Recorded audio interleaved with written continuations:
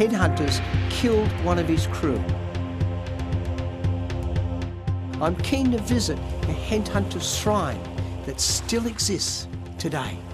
Now we've come across to this little village because this old man here, who's an elder of this tribe, his name is Eddie, and he's the custodian of Skull Island, which is a very special spiritual place where the headhunters that used to live in this region used to store the skulls of the chiefs and warriors that they killed. And we're going to go to Skull Island, but we had to get permission from Eddie first before we go, so we pay our respects here. Before we leave this village, I can't resist a game of tug-of-war with the children. Now wait.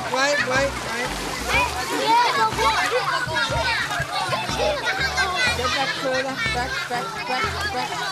Go!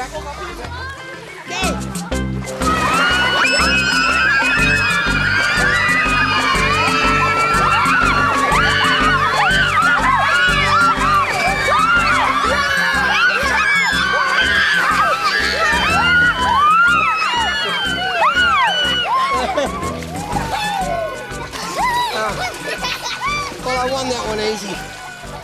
Us Aussies are pretty tough. These little Solomon Island kids haven't got the strength.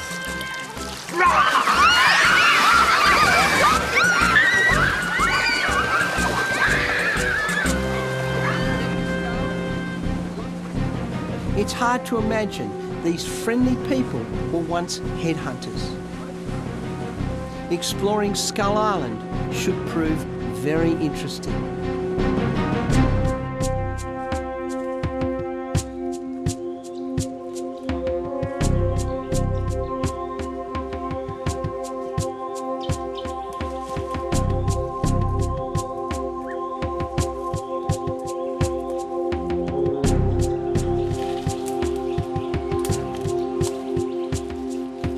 Okay, we found what we were looking for.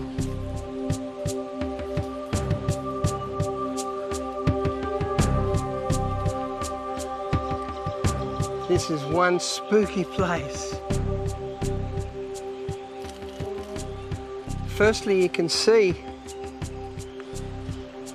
that they've stacked up big mounds of dead coral. And I can see skulls everywhere. This looks like, yes it is, this looks like part of an old war canoe, and they've made a lid for the front. I'll just take it off. I have permission to do this. Oh, look what's inside. Oh. Let's look at this lid first though. I can see something interesting here.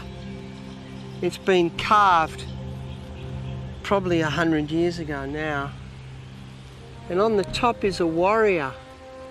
And I can see the face, the angry face of a warrior, with the earlobes all stretched and pierced, probably with coral money decorations through the ears. It looks like a club in one hand. It's quite heavy, this lid. I'll put it down very gently and let's look inside. You can see there are numerous skulls here. In fact, all the way along this big mound of dead coral are little caves made up of coral itself, and inside each cave there are numerous skulls. We'll have a look at some. Put this one back. Let's have a look over here.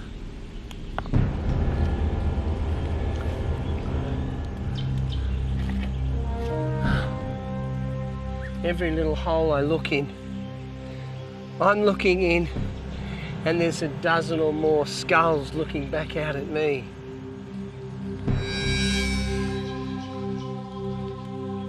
And again, I'm seeing skulls that have been smashed. This one probably took numerous blows to the skull. This one a single blow. If I was killed by a headhunter, I'd prefer to die that way rather than cop a spear in the stomach.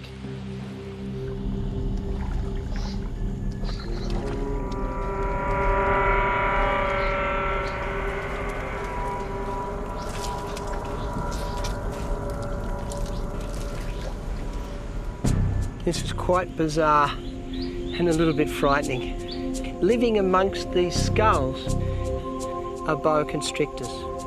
In the swamps, they feed upon the frogs, but here they are feeding on the little gecko lizards that also live here. What amazes me about the Solomon Islands is the life. If we look at the shipwrecks, which are reminders of the horror and death of Second World War, they are now draped in soft corals, hard corals, and attracting all manner of beautiful marine life. And even here, amongst the skulls, reminders of the old headhunting days. Death itself, the skulls of human beings, is new life. In this case, little boa constrictors. What a magic place.